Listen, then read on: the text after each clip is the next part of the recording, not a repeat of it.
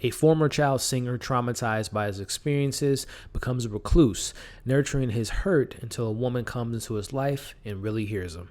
What's going on, everybody, and welcome back to my channel, Movie Files. Elliot back again with a new movie review, and today we're talking about the new Netflix drama, Nobody Knows I'm Here, which premiered today. Very excited to let you all know what I thought about this film and if you should check it out. But before we dive into the spoiler-free review, as you can see on the screen now, make sure you're following me on all my social media accounts. If new to the channel, subscribe, hit that bell so you don't miss any of my new content. Give this video a thumbs up, helps out the channel tremendously, and I also really appreciate it. And last but not least, if and when you've seen this new film, let me know what you all thought about the performances, the pacing, the overall storytelling. Let me know your pros and cons in the comments below, and let's have some fun discussions down there. So this was a film that I didn't know much about. If you all were following me earlier today, I released my Dark Season 1 on Netflix review, and as I was kind of putting that video together, I noticed this was a new film out, and press play, and here we are. So first and foremost, this is a 90-minute film, very kind of slow burning type of approach, but a very character driven story. We have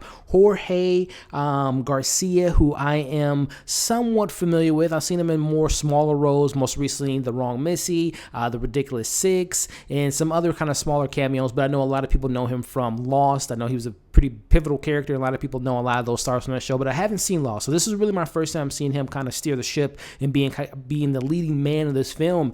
And Jorge Garcia, man, he definitely kind of did his thing in this film. You know, this film is all about isolation. You have this character who at once upon a time in his life, he was a young man who had a beautiful voice. They thought that they were going to use his voice and he was going to be a next pop star of some sorts, but unfortunately, due to just his kind of appearance and everything of that nature, they decided to kind of take his voice and give his voice to someone else in regards to someone standing in for him and being the more of the superstar versus Jorge. So that definitely traumatized him and as a young child and into his adulthood. And as he's an adult now, he just, from all that young kind of being traumatized at a young age, he's just a recluse. He's on this island with his uncle. He's gathering up sheep. He's just on a farm and just kind of by himself. But one day he runs across this young lady who, as the synopsis says, hears him out, and that's where the heart of the story is, right? We can all relate to, whether it be ourselves or family members or friends who, feel underappreciated or at a certain point in their life, they were taken for granted.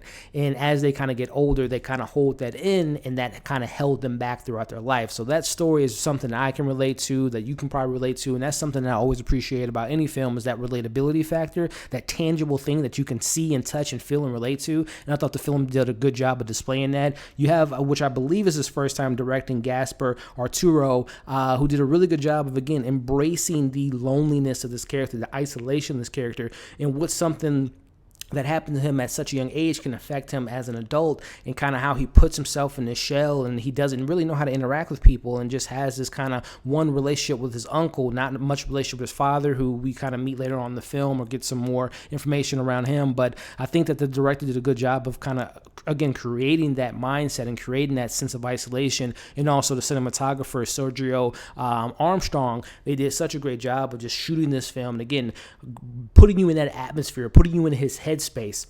Now, I will say this film definitely has some artistic type of vision and a very artistic type of way going about telling a story that may not work for everyone. I'm not going to lie, it didn't work for me at times, and I'll get to that a little bit later. But again, I can always applaud a director when they take risks, when they try to tell a story differently. It's not a narrow, straight line to beginning to end. You learn more about Jorge's character. You learn more about kind of that background, that tragedy when he was younger. So I always kind of like the approach of telling a story differently, where it's just not exposition, it's just not characters talking about it at its kitchen table. It's showing you a mixture of present time, past time and flashbacks, him kind of going back and putting on his old clothes, singing, being artistic, voicing his opinion, being who he is as a person. So I kind of love that artistic vibe that the movie gave to offer.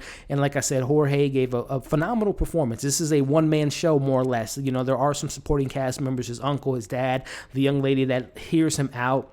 as well as the gentleman that embodied him as a singer, kind of took credit for his voice. You have that kind of interaction towards the end, which I thought was really interesting and a very interesting scene to say the least. But I thought the supporting cast members, even though they didn't give as much backstory and as screen time as Jorge's character, I thought that they did a good job of kind of complementing the story and fitting within the piece of this film. Now, in regards to my criticisms with this film, like I said, there are some artistic decisions from Jorge. Again, you have different illusions. You have him having these hallucinations at certain points, him having a moment where he's upset and he's vomiting certain things up. It's just certain artistic choices that are gonna maybe have people kind of standoffish about this film. Like I said, for me, they didn't always work. There's a symbolism and there's a use of color of red within this film. And for all my horror fans and just cinema fans, whenever you see kind of red in films, that normally indicates danger, which in the case of this film, it does have a little bit of hint of that, but also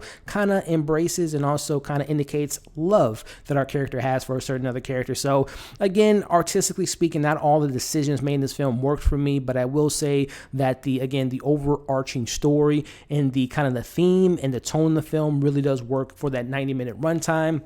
But like I said, if for me personally, there is a bit of pacing with this film. Again, I think you really have to be engaged with this film, because for me, like I said, I was kind of in between doing some editing and getting my video together for Dark. So some of those moments or slower pacing moments, I kind of checked out of the film. But again, I think it's that Jorge's performance and the direction of cinematography that kind of pulled me back in. So all in all, overall thoughts, is this a film that you need to just stop what you're doing right now to watch? I don't necessarily think so, but I think if you're looking for a film that you are looking to maybe relate to, feel some tangible objects that you can kind of say, hey, I can put myself in that position to see where this character is coming from, and also looking for a performance, if you're a fan of Jorge from his Days of Lost or other things that he's done in his past, give this film a watch. But overall, it didn't blow me away, but I can appreciate it for what they were trying to do. So with that kind of being said, I'll give this film a solid 3 out of 5. Again, it's not necessarily something you have to necessarily stop what you're doing right now and watch now. But hey, if you got some time on your hand, especially this coming up weekend, there's nothing really to watch, whether it be on Netflix, Hulu, or whatever the case may be, which that isn't the case because Dark Season 3 will be premiering. But if you're not really into that show, give this a watch, and when you do, let me know what you all thought about the performances, the story, and what worked for you and what didn't work for you in this particular film that is available to watch on Netflix. So with that being said, as always, like, share, comment, subscribe, hit that bell so you don't miss any of my new content. Make sure you give this video a thumbs up. Once again, as I reviewed Dark Season 1 on this channel earlier today, check that out, and I will be giving my review for Season 2 pretty soon.